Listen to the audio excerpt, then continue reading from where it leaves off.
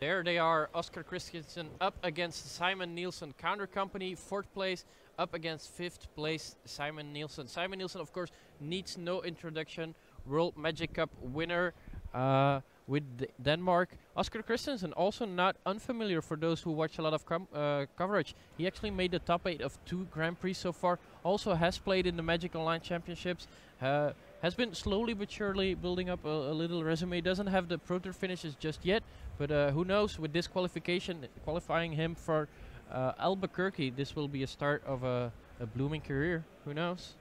Hi Marijn. Hello Simon, welcome back. I've swapped you for Rich Hagen, so I'm taking a different role as well. Good choice. Taking the different role or swapping you? Both. Both.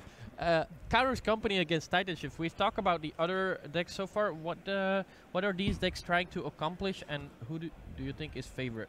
So Simon Nielsen's Titan Shift deck is a bit extravagant.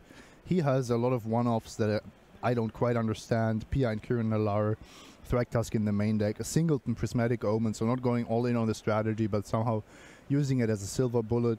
But overall, his game plan in game 1 is just to shoot the opponent down. And Oscar Christensen's Counter's Company will try to put some pressure, but ultimately, I think it needs to assemble the combo to have a chance.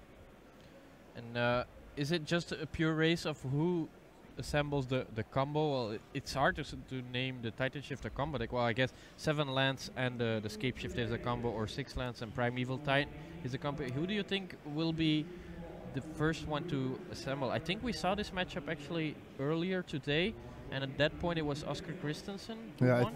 It looks like he has more tools to find the combo, especially before Scape Shift reaches 7 mana. This is, of course, ignoring cards like Sweltering Suns or removal spells, Lightning Bolts, and so on. Yeah, one thing that Simon Nielsen has going for him is that he does have quite some interaction in it. Still 3 copies of Lightning Bolt, 2 copies of Roast in the main deck, and a main deck Sweltering Suns. Yeah. That could come up pretty huge. Roast is targeted against Grixis Death Shadow, but if you can kill maybe even just a Noble Hierarch with it, that's also fine. Yeah, and from the sideboard, he of course gets the extra copy of Anger of the Gods. That one will be very big as well. Another copy of Lightning Bolt. So after sideboard, he's gonna interact even more, and we might actually see a game where these two people talk to each other. You know, talk to each other. Yes. Sin Collector in the sideboard of the company deck. Three of them. That's a pretty large number, and could be quite relevant against Titan Shift. Sin Collector cannot take a Primeval Titan though. That's true. Can take the Scape Shift, the ramp spells, but these should be gone by turn 3 usually. But still a great card to bring in. And sometimes Christensen will be able to go up in life as well with the help of Kitchen Things, especially in game 1. It's not as easy for Simon to burn somebody down who is on, let's say, 22 compared to 18, which is the perfect number for him. Yeah, if going from 18 to 19 with some life gain actually means that Scape Shift requires an extra land, so you need 8 lands and not 7, unless of course you have that single copy of Prismatic Omen. Prismatic Omen, which will turn all of your lands in the same in any land type, which means that Valakut is also a mountain, so that one will trigger off itself actually. Yeah, we saw an epic game of Simon, actually his win and in for top 8, where he used the Prismatic Omen against Dredge to have effectively infinite triggers, but there was a white leyline in play for the Dredge player, so he used it to control the board, just kill every creature that the Dredge player put onto the battlefield. Well, off they go. Temple Garden for Oscar Christensen, Mountain for Simon Nielsen, so no Forest and no Search for Tomorrow for Simon Nielsen just yet. Let's take a look who has the most explosive draw here in the quarterfinals of Grand Prix Birmingham. So far it's neither. This is a pretty slow start for both of them. Yeah, turn 2 he draws the Noble Hierarch. I could imagine he would have rather drawn that one on turn 0 in his first 7, as he was on the play thanks to being 4th up against number 5 in the standings. Nielsen without a Lightning Bolt, I'm sure he would have cast it if he had it. Goes down to 18, takes a look at his hand. He's got Farseek, he's got Explore. Which of these two do you play first? I think Farseek, if you're really looking for lands, and Nielsen is not really flooded here, so he needs to make sure that he hits his land drops. And there we see it. Farseek is indeed gonna get fired off. He gets to search for the shelter ticket, which is of course a mountain and a forest. Can cycle as well, but that's not what he's looking for. Farseek does allow you to search up a mountain. Exactly. It can also fetch other basic types except for forest itself. Yep. And now Devoted Druid. We could actually see a kill here, right? Isn't there a way? There is a way, yes. You can Court of Calling for the Vizier, and then you need to have Duskwatch Recruiter or some other way of finding your combo piece. That's 1, 2. 2, 3, and 4. Collected Company. Coco coming in. 1, 2. Where's my Vizier? Eternal Witness. Duskwatch Recruiter. No Vizier to be seen, but there is a witness, so that Collected Company is gonna come back in the hands of Oscar Christensen, or maybe even the fetch. He's also looking Christensen at the fetch. needs lands, yeah. Yeah, he's gonna get the fetches, probably a forest or maybe even a temple garden, and then he's gonna play a Birds of Paradise or a Noble Hierarch. Yes, developing his board quite well this turn. This leaves him completely exposed to Sweltering Suns. Yeah, but you cannot really play around the single Sweltering Suns, right? And even if Simon Nielsen has it, what are you gonna do? Not play the Birds of Paradise? No, it's the correct play. It's just the card that he has to be afraid of. Yeah. Here we see another Farseek for Simon Nielsen. Also has the mountain, so next turn he'll probably be able to explode and maybe even kill his opponent just yet. Search for Tomorrow would get a 5th land, and then Farseek would get the 6th land. Because the land from Search for Tomorrow does come into play untapped. Yeah, that's a hugely relevant part of the card. That should be enough, right? His hand alone is represents a lethal scape shift. Not next turn, because he needs the 7th land. He gets to search one with Search for Tomorrow, one with Farseek, but is not holding. He needs to draw one with Explore. That would be game winning. Is he going for Explore here? I'd be surprised. No, he's tapping 3. So he's gonna start off with a Search for Tomorrow, and then we'll see, will he fire off Farseek or the Explore after that? There's the forest. No, Explore guarantees that you have the mana next turn, but after that he will have a tricky choice. Next turn, if he wants to explore for the potential win, or just play the safe Titan, play it safe with the Titan. But this will depend on what Christensen does in his turn, I'm sure. Let's take a look what Christensen does. Oscar looking to draw. I'm guessing just a Vizier. Vizier is then the game is just over. No Vizier just yet for Oscar. But he just draw the forest, so he's got some ways. Oscar can also activate the Duskwatch Recruiter if that's his best chance of finding the combo this turn. He knows he doesn't really have time. 1, 2, 3. Nope, a birds. No Vizier yet to be seen.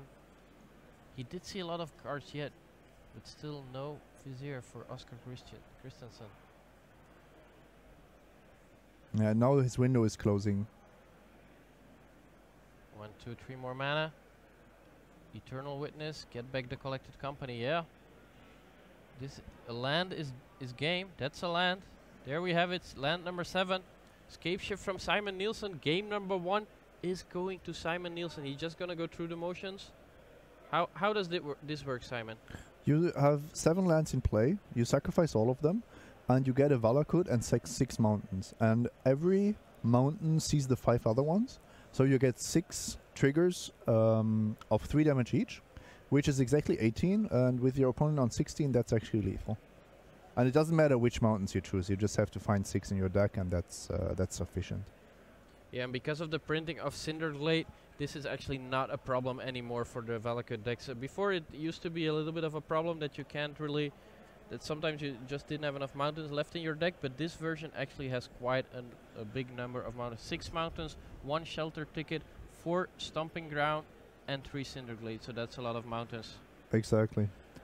While these players are gonna cyber, and I'm sure Christensen is gonna take a look at his cyber, we're gonna take a look at George Channing up against Alberto Galicia.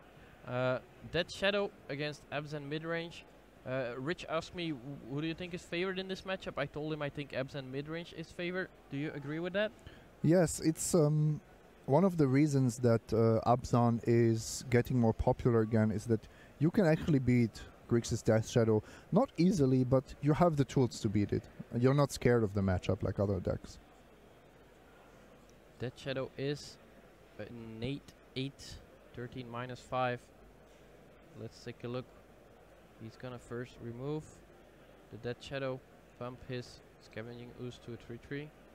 Of course, still not big enough to block that Dead Shadow. Gets him for 8. Alberto goes down to 6. One more hit from the Dead Shadow will mean George Channing wins the game. Unless he can gain enough life, of course, with his Scavenging Ooze. Are there more creatures in the graveyard? There is a Snapcaster Mage. He goes back up to 7. Or 8 maybe. Yes, according to the life pad of Channing, it's actually 8. So he's at 8, but there's still the 8/8 Dead Shadow. He does have 2 blockers if he wants to. Does he also have more blockers in his hand? Now, George is actually in a really nice position because his creature threatens lethal. At the same time, the opponent's creatures are not even on a turn, not even threatening a 2-turn clock. Yeah, getting in there for 2. There is another creature, so that Scavenging Ooze is actually quite a relevant draw. Although, do you still... Because if he attacks, if Alberto attacks, it means that that Shadow will grow again, and then the Scavenging Ooze life gain won't be enough to survive. No, I think that's exactly the point. There is a polluted delta, so you are priced into trump blocking anyway. I don't think I would attack with both spirits. Both spirits is definitely too aggressive. One of them I can see. So you take 1, George, go down to 4. Let's take a look if Alberto can find the resources he needs to deal that final 4 damage. George Channing draws a fatal push for him. Good thing Alberto didn't attack with both of his spirits. He's gonna jump with 1. Stay at a healthy 9 life. Well, how healthy is 9 if your opponent has a very big creature? Not really healthy. Channing drew a removal spell as well, so that Scavenging Ooze will die. Ooh, we're seeing that's aggressive, Alberto. Oh, but it's a lethal attack if it works out. So yeah, that makes a lot of sense. But I don't think George would have attacked had he had nothing. He would have just stayed back with his Dead Shadow. But there we see an attack with both. Fatal push on the Scavenging Ooze. An attack with the Ooze itself would have been enough, because it was also threatening to grow to lethal size. But this now depends on what Galicia is holding. Does he have a way to get rid of the Dead Shadow? Does he have another blocker? George is going down to 3. Lingering Souls would be one of the best cards here. Another Ooze. How many Oozes are in Alberto's deck? And another blocker in the form of Grim Flayer. 3 Grim Flayer, 3 Scavenging Ooze in the main deck of Alberto Galicia. That's quite a lot, right? Yeah, that's a lot. He is, I think, very close to lethal here, because Channing, if he attacks, is facing lethal after a chump block, and if he doesn't attack, is also facing lethal. And now it's more about his bluff potential. Another polluted delta from the top. That's land number 9. That's quite a lot. This Grixis that Shadow doesn't run that many lands. Also has a lot of ways to filter out lands in the form of Serum Visions and stuff like that. So drawing so many is actually is very unfortunate. Yes, he kept 2 polluted deltas in his hand. And now Alberto knows what's up. Maelstrom Pulse on the Dead Shadow and an attack for enough. There we have it. Game number 1 to Alberto. Galicia, Abzan midrange. Looking good against Grixis Dead Shadow. These players are also going to reach for their cyber. And I'm guessing we're going to move back to our main table. Simon Nielsen, who's up against, of course, Oscar Christensen. But they're still shuffling. We might see some mulligans in this game. Yeah, or the players just took a long time reading the deck lists, sideboarding. I don't know. It's always possible. Yeah, you say reading the deck list. Of course, in the top 8, players have the opportunity to take a look at their opponent's deck list, because as we want to treat you guys as good as possible, we just give out the deck list on the website. Then of course we have to do the same with the players, because otherwise they would just take a look on the website. What is Oscar Christensen looking to bring in against Titan Shift? His Cyber has Dusk Down, Eidolon of Rhetoric, Kataki, Limvala, Ors of Pontiff, Path to Exile, Kazali Pridemate, Selfless Spirit, Sigarda, and Sin Collector. Not that many great cards to bring in, right? No, I don't like most of these cards. They are intended for other matchups, and there they are quite powerful. Like I said, would bring in the 3 Sin Collectors, not because it's an amazing card, but it's another interactive card, and this matchup is already it's hard to stop each other from going off. Yeah, and if we look at Simon Nielsen's Sideboard, what do we have there? Ancient Grudge, Beast Within, Nature's Claim, Obstinate Bela, Reclamation Sage, Relic of Progenitus, Traktusk, Witchbane. All don't seem very interesting. What is interesting probably is Anger of the Gods, Lightning Bolt, and a Spite Bellows. Spite Bellows, an interesting choice. What is that for exactly?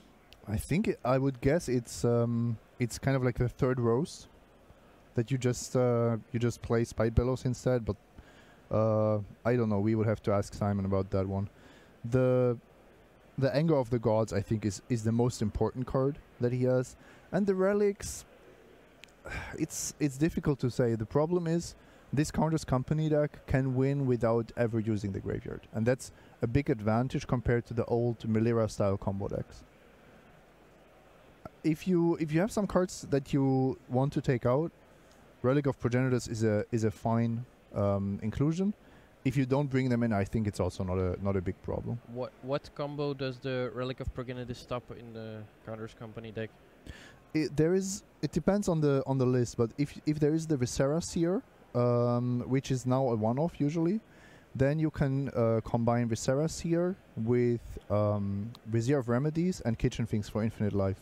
Yeah, and how does Relic of Progenitus interact with that combo?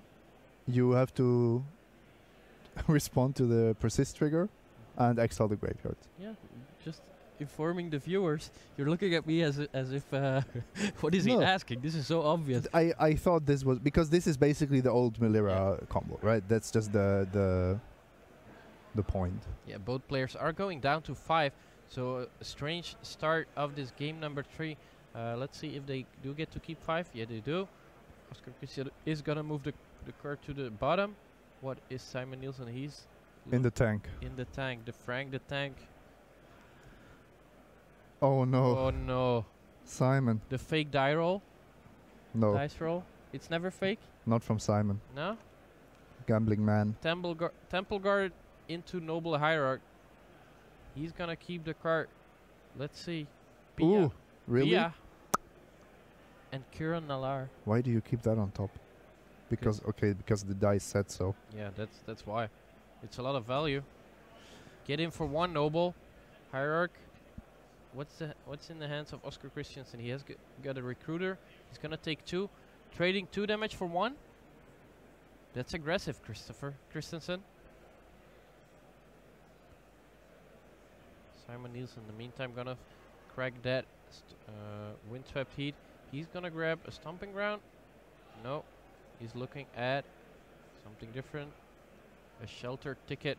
Why do you think he's taking the Shelter Ticket over the Stomping Ground? It's just a matter of which land are you happier to draw. If you don't think that you will be cycling lands anytime soon, you would be more happy with drawing a Stomping Ground because it has the potential to come into play untapped.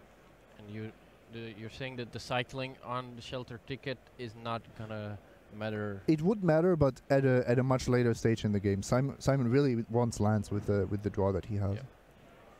Maybe he's got all the cards in hand already. Doesn't need to draw another one. Mainly wants to draw lands. There we have another land on the top. Mountain for Oscar. For Simon. He's gonna roast a Devoted Druid. That one's not long to live. And good thing he did. Look at that. That was a very big draw for Oscar if that Devoted Druid would have lived. In the meantime, he's gonna play a Duskwatch Recruiter. Says go. Simon Nielsen down to 17. And you could see that Simon really needs to keep those combo pieces off the board.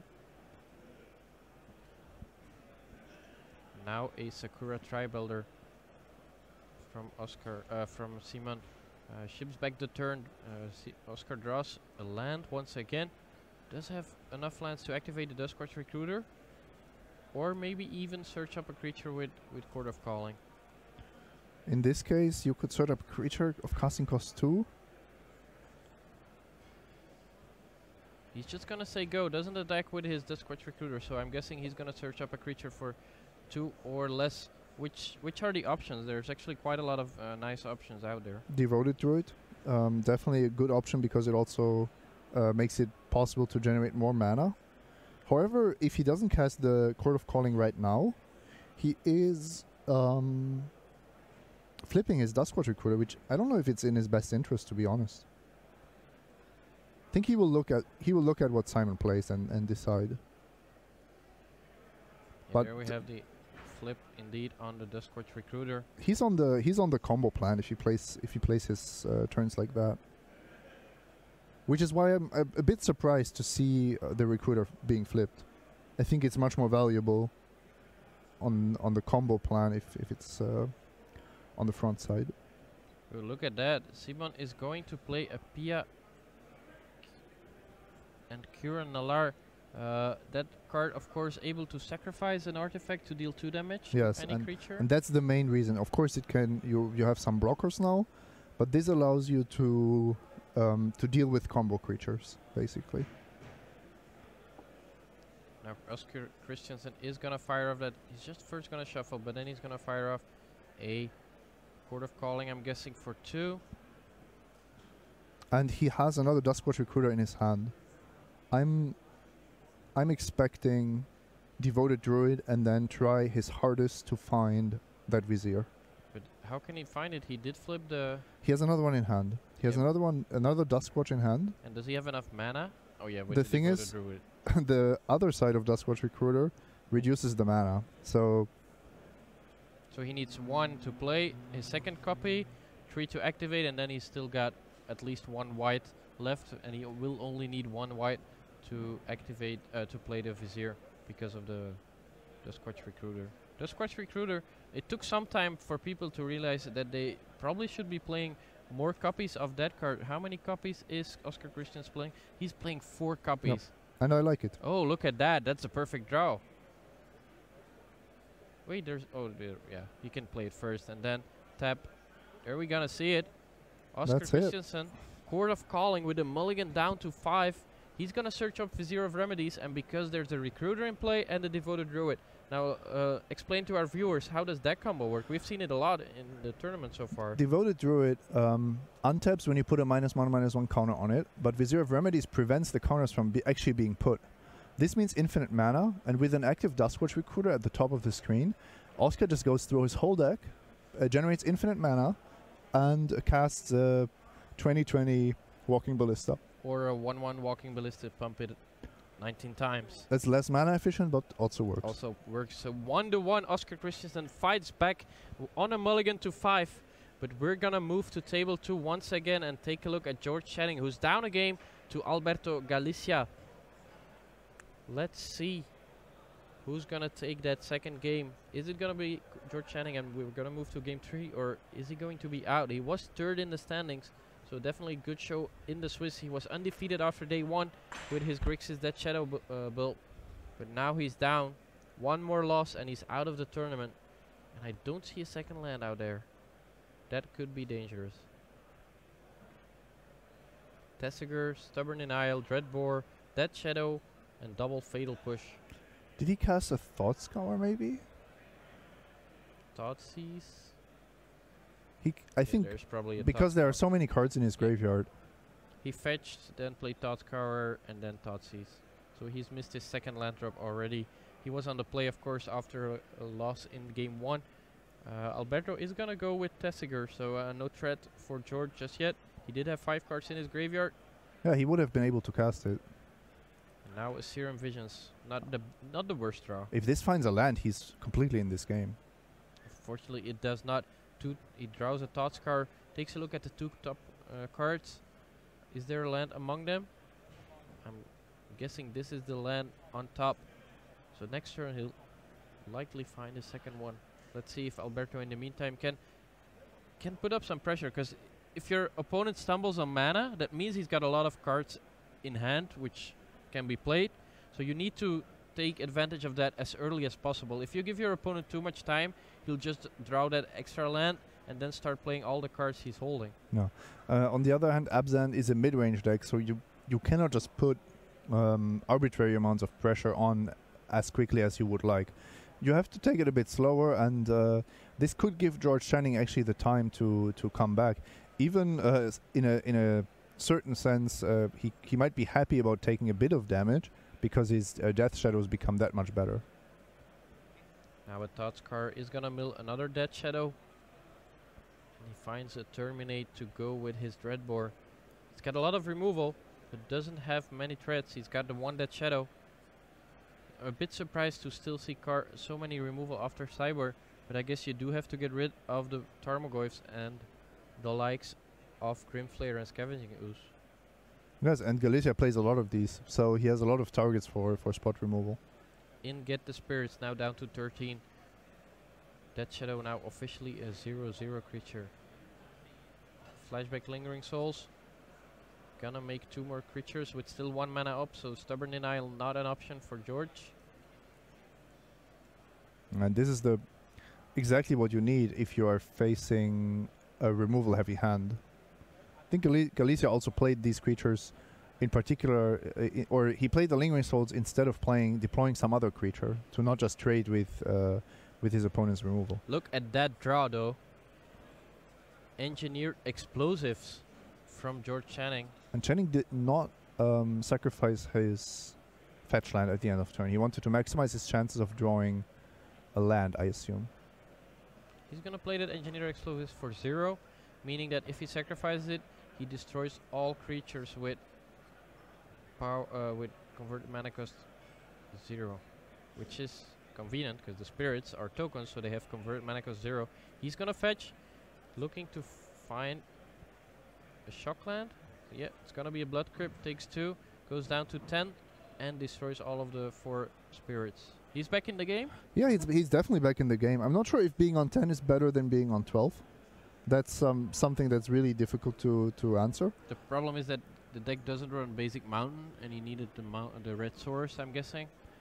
But he had the option to sacrifice the fetch land 1 turn earlier. Oh, yeah. No, this turn it was clear that he would have to shock himself.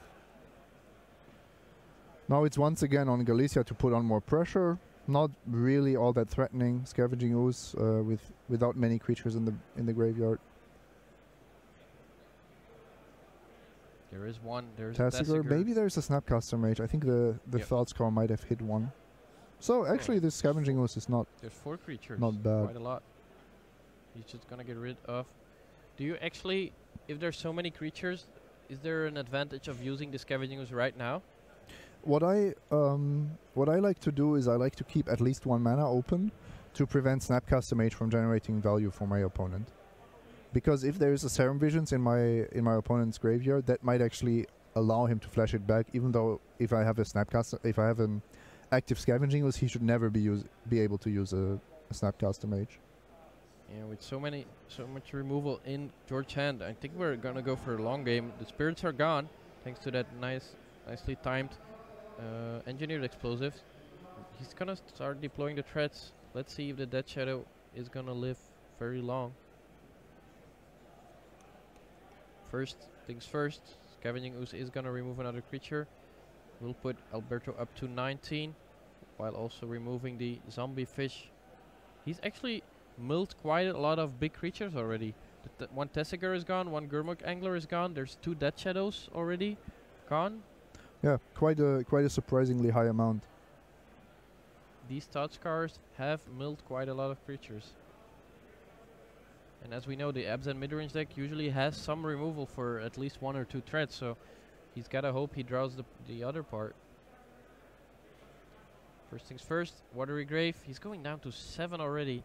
A couple of attacks should be enough if there's a creature that survives. But this one's not gonna survive. Bye bye Ooze, says George Channing. Fatal push. Gets rid of that. Gonna gain one more life. Do you like taking a useful card with Snapcaster Mage in this position, or just another life with the Ooze? Depends. If you have another Scavenging Ooze in hand, I leave the creature there for the next Ooze.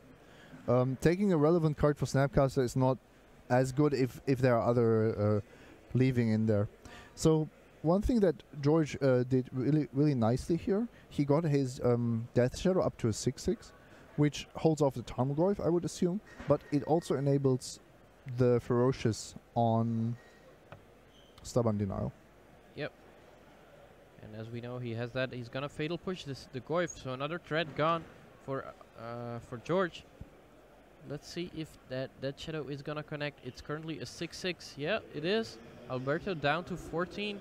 He's holding a land and a Fatal Push. So his opponent was missing his second leg, but he's just drawing way too many. The good old Flood against Screw against Flood. But Galicia has played a lot of spells, so it's just a matter of how these spells traded up against each other. And the biggest difference was really the Engineered Explosives. Without the explosive, I think this game would have been over long ago.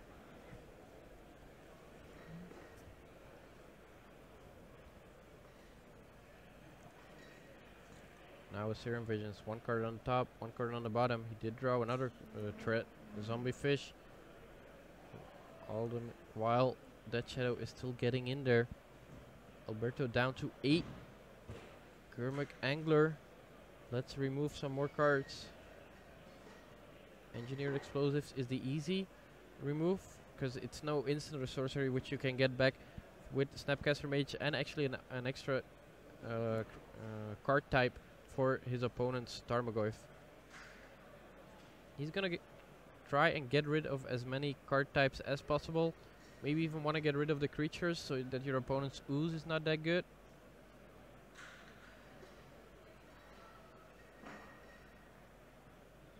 There we have it. 1, 2, 3, 4, 5, 6.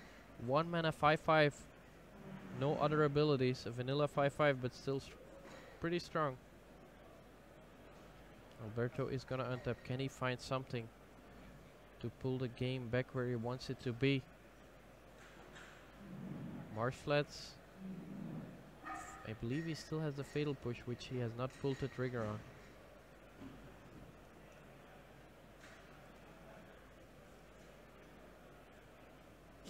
Very impressive comeback from George Channing. That looked like a completely lost game. If you miss your second land drop and your opponent is casting Lingering Souls, arguably one of the best cards against you. Yeah, the Lingering Souls is George actually sideboarding a lot of cards against that particular card? Because I could see a couple of, one Izzet Staticaster and one Engineered Explosives and 2 Kozilek's Return. I'm not sure if he sideboarded the Kozilek's Return, but I'm pretty sure he sideboarded the Izzet Staticaster on top of the explosives, which we already saw.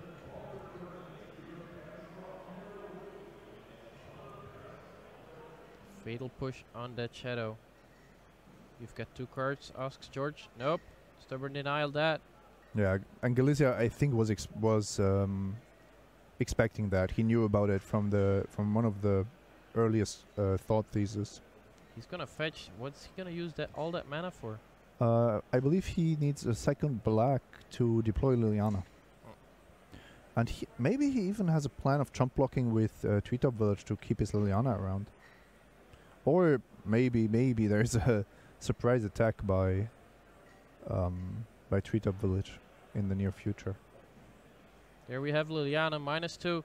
Target opponent sacrifices a creature. Is it gonna be Zombie Fish or is it gonna be the Avatar? Since he's at 7, the Avatar is a 6/6, so bigger than the Zombie Fish. That one goes away. He's gonna untap. Alberto is at 7. There's Dreadbore in hand, there's Terminate in hand, so the Treetop Village should not be a problem. But that Shadow only a 6/6. He cannot deal damage to himself unless he finds a fetch land or a Street Wraith with his Serum Visions. Attack you. Activate my treetop village. Do you And terminate here? No, no, why? Bringing your opponent down to 1 is not what you want to do, I think. Seems like he's going for that.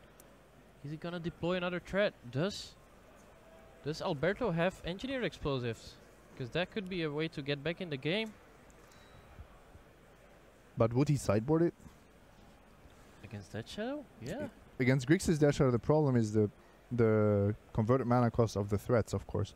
But Death Shadow takes it down. Yeah, second game to Grixis Death Shadow. So we're going to game number 3 as well. But in the meantime, we're gonna take a look back at Oscar Christensen against Simon Nielsen. These players are still in the feature match area. They're also 1-1 in game 3 of the quarterfinals here at Grand Prix Birmingham. Please tell us in the chat who you guys are rooting for. Simon Nielsen, Oscar Christensen, or maybe any of the other players in the top 8. Of course, we've got more matches going on. We've got Loic Lebrion, we've got Ivan de Castro Sanchez, we've got Alberto Galicia, and we've got, of course, Steve Hatto from Luxembourg. All of these players are still playing. None of them have finished so far. Oh, talking about a game that is finished, there we have it. Oscar Christensen, he's at infinite life, and he's gonna kill Simon Nielsen, who's going down in the quarterfinals of Grand Prix Birmingham. We just missed that. There was a PNLR. This seemed like a replay of game number 2. PNLR, but just too slow. Didn't do enough. Oscar Christensen putting up a very good performance. He 9-0 coming into day 2, I believe. Just had enough wins. 4th after the Swiss, and now a quick win off the combo. This deck, it's become less and less of a creature deck. It's you not really attacking anymore. No. It can still attack, but with 4 copies of Devoted Druid, 4 copies of Vizier of Remedies, 4 copies of Court of Calling, and 4 copies of Collected Company, it is comboing quite consistently. Very consistently, yes. And as in particular, you can go turn 2 Devoted Druid, turn 3 Court of Calling for 5 mana effectively, and just go off. And that's something that's very scary. Yeah, and this deck is also gaining a lot from the fact that the red decks are playing less and less lightning bolts. Before, every red deck was just playing 3 or 4 lightning bolts. There was no thing on earth that would say you don't have to run 4 lightning bolts. But this deck, taking advantage of that, well, we've got finally. At least it's already 1-1. We would expect this is game number 1, but no. There we have it. Game number 3 already, and Leyline of Sanctity is a big problem for the black-green rock deck. Yes. That's like the early game of this matchup after sideboarding is basically, do you have the Leyline? And if you do, is my hand actually suitable? I think Steve is playing a land destruction strategy here. And he's got, ooh, the Reminap. I like it. The Reminap Excavator from the sideboard, the Singleton together with Ghost Quarter could actually spell doom for Piotr. He's not drawing any lands. Nope. Still no land for Piotr. Reveals. Nope. He's holding the ancient ensnaring bridge, but still needs to find 3 lands. Just like in round 9 yesterday, we are seeing the Lantern deck stumble in the post sideboard games.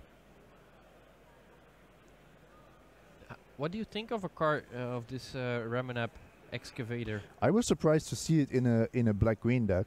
I thought maybe we would see some decks that are built around this, but not as a one-off in the sideboard. I think it's a really good card though to have access to. I think it also shows how much Steve thinks about Magic. This is a new card. I don't think a lot of players have figured this card out. He's just, I'm gonna put it in my sideboard. It's good against Tron together with Ghost Quarter. It's good in the control decks, control matchups. And it basically only makes sense because he's playing this black-green version without a 3rd color. So he has the 3 Ghost Quarters and the Scavenger Grounds. So in particular, of course, the three Ghost Quarters to get back with the Excavator. I'm a bit surprised that Piotr allows Steve to draw that 2nd copy of Fulminator Mage. His land he drew is an Inventor's Fair. He cannot protect that one with Welding Jar. He's down to 0 lands and still did not find the land he needs. Attack for 4. Piotr down to 16. Steve is gonna add another creature to the board, another 2/2. I think Piotr is in trouble here. Yes, and Steve is smartly just keeping those fetch lands on the battlefield, which means that if there's ever the lantern lock hitting him, he can shuffle his deck to make sure that he might be drawing into outs. There we see Piotr did draw a basic swamp, so the Fulminator Mage is not gonna be able to destroy that one. He will need to find two more, one more basic, and then he can play the Inventor's Fair as a third land, and that would allow him to play the Ensnaring Bridge. But we already see a Maelstrom Pulse ready for Steve Hatto. I think this is too little too late. You have to assemble the lock much earlier. Lantern is essentially a prison deck. You want to deny your opponent all the resources that they would need to beat you. Interesting choice here for the Pithing Needle. I think Fulminator Mage and Verdant Catacombs are both valuable options. Steve is like, please don't touch my Verdant Catacombs. I don't think he really needs them. He's got enough lands already. And the Fulminator Mage seems to have quite some value. Although Piotr is at 12, I mean 3 attacks. He needs to find a Mox Opal here, right? Yes.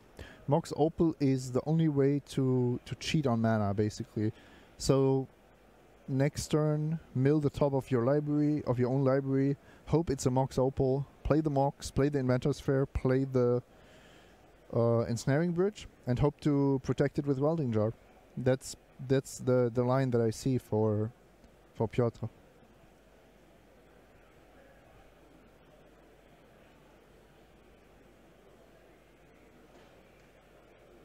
He's got the Ensnaring Bridge, he's got the Inventor's Fair, so the second land he's taking a look.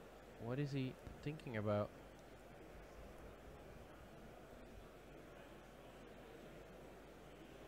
Is he thinking about naming Liliana?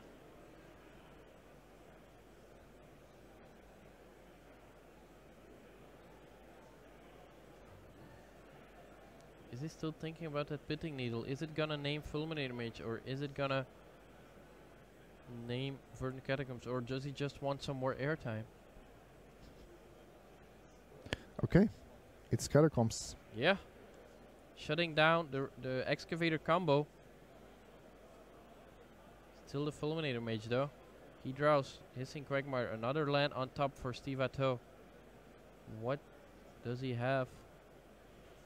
Can the Nile Spell be activated if you cannot target your opponent? Or do you just activate yourself? That doesn't sound too exciting. So we don't have to figure it out? The most important part is that Piotr is at 12 with 6 power on the board and still have 1 land, of course. He really needs to find that Mox Opal next turn. He's got 1 draw, or maybe a second one if he sacrifices the lantern. Oh, that's very ambitious. That's you gotta do, right? You gotta do what you gotta do. If the second card is not a Mox Opal, you're gonna sacrifice it to shuffle. And Steve is just... Steve could actually play the Maelstrom Pulse this turn on the Codex Shredder, but I think that would be a bit too ambitious. The Maelstrom Pulse is just trading for Welding Jar. For Welding Jar either way. I think you would actually target Welding Jar. Yeah, if you yeah, I think I like playing it on the Welding Jar now. That's the only way that you basically make sure that it's trading for the card it would trade for anyway. Yep. Because if you target the Codex Shredder, you actually give Piotr the option of sacrificing the Welding Jar of now. Let's see, Mox Opal. No, a second Codex Shredder. Yeah, he's gonna shuffle. That's what I said. Instantly. So he knew that he was going to have to do that. He's been playing this deck for at least 15 rounds. And he's been playing some long rounds, I'm sure. That's the price you pay. He was having a lot of fun though. I saw him after he made top 8, he was having a lot of fun. Big smiles on his face and no surprise there. I mean, he's qualified for the Pro Tour. Everyone wants to go to the Pro Tour. We do have another result as well. Loic Lebriand from France. He wins his match over Ivan de Castro Sanchez from Spain. So Burn beating Bent Nightfall. Are you surprised by that result? A little bit surprised. It seems like Bent Nightfall should have a decent matchup against Burn, but Searing Blaze is a hell of a card. Yeah, and what do you think about Loic Le Briand's version, he is not running any Eidolon. He's playing 4 copies of Shrine of Burning Rage. I think it's genius. Is it? Yes, I think it's amazing. I want I've been looking for non-Eidolon lists of Burn, and this to me is a really nice try. I don't know. No, I don't know if it's better or correct, but you have to keep innovating, and Loic did exactly that. In the meantime, Piotr did draw the Mox Opal, but he's playing the Ancient Stirrings. Why is he not just playing his land and playing the Ensnaring? Oh, he's got too many cards in hand. He needs to empty his hand. Which is almost impossible. He just did that. Ancient Stirrings into second Mox Opal. That's 1 card less. Legend Rule. Does he need to chain Ancient Stirrings into Mox Opal? Another one. Look at that. He needs to empty his hand. 1, 2, 3, 4, 5. That's why he was counting his hand. That's why he was counting his hand the turn before. He knew it already. This guy, he's been playing this. How many times did he have to go for one more time? Wow. It just shows how much of a master you have to be in Modern. You need to know your deck in and out. I mean, 99% of the players would have not thought about chaining Ancient Stirrings into Mox Opal, Ancient Stirrings into Mox Opal. Wow. A lot of respect for Piotr Glogowski. Despite losing this quarterfinals, he was fighting till the end. He did not give up despite on only 1 land. Of course, let's not forget Steve Hatto from Luxembourg.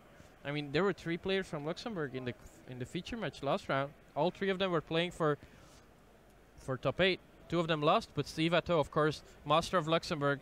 No one has ever doubted that. But we're gonna move back to George Channing up against Alberto Galicia. Grixis Death Shadow, Abzan mid-range. Is this a repeat of game number 2? George Channing down to 6 life, but Alberto has no threats, and it seems like no more cards in hand, maybe 1 card. And once again, Zombiefish and Avatar walking hand in hand. 2 spirits knocking on George's door. He's at 6. And the engineered explosives ready to destroy the spirits. He's just gonna say go. He played 2 of his creatures. Oh, there's 3 cards in hand. This member is gonna get rid of the zombie fish. That's 1 threat down. Do we have an answer for the second one? George is not holding Stubborn Deny. I think he would have used it there. Yep. And Alberto is still at a healthy 17 life. Also has the flashback from the Lingering Souls in the graveyard. But you don't want to flashback before those engineered explosives are gone. Would not be a very good idea. And Channing can actually take some more damage here. He doesn't have to pop the explosives, I believe. He is going to do it, but doesn't want to take 2 more. Why not? Making your Death Shadow that much larger, I think would have been good for his clock. Okay, he's holding Sculling Tarn. That's maybe an argument. I still prefer not popping the explosives there, just to have a more dynamic race. In the meantime, Alberto does find a 4th land. He's still got the Lingering Souls 2 card in hand, 2 cards or 1 card in hand. The Scalding Tarn for George not gonna be much of a help. Let's see if he's got the removal. Yeah, the last card in hand, actually a Maelstrom Pulse. So both players empty-handed. George at 6, Alberto at 15, but there is still the Lingering Souls. Yeah. Top card says George says go. Is the only Englishman in the top 8 going down in the quarterfinals. Lingering Souls from the graveyard. Gonna create two spirit. 3 attacks from these guys and it's over.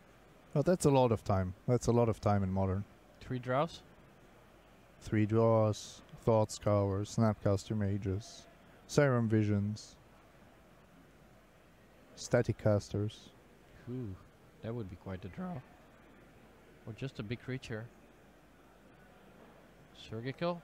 Is it on the Death Shadow? Is that a card you consider sideboarding in against Death Shadow? Surgical, no. But targeting the Death Shadow here is definitely correct. It's the scariest card, I think. Or you wait till you get to counter a Snapcaster Mage. That's actually an interesting question. Alberto did not wait until the draw step, right?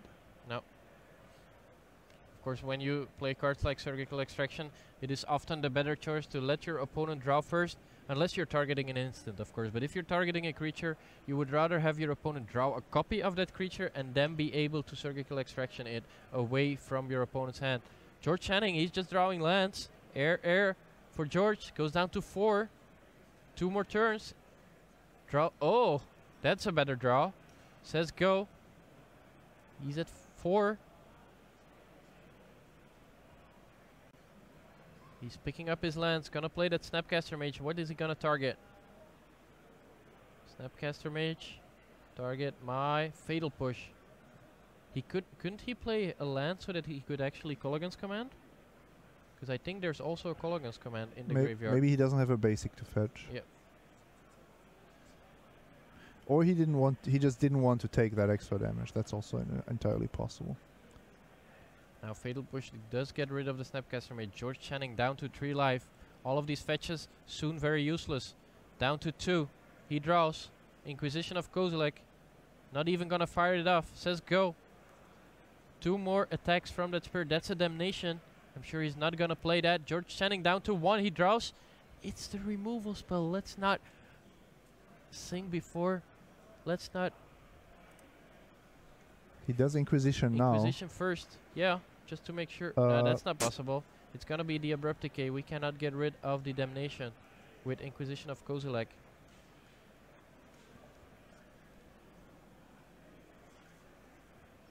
What a close game. He's at 1.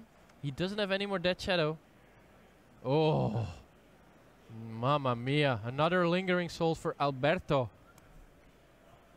That's what he was looking for. Not even needed to flash it back. George draws. Bloodstained Mire. Game. Alberto Galicia from Spain. 2-1 against George Channing. That's our last Grixis Death Shadow deck down in the quarterfinals of Grand Prix Birmingham. What a performance by Alberto. That was a very close game, but I think in the end he was just favored from the beginning in this matchup, right? Yes, but the games were still extremely close. I think it could have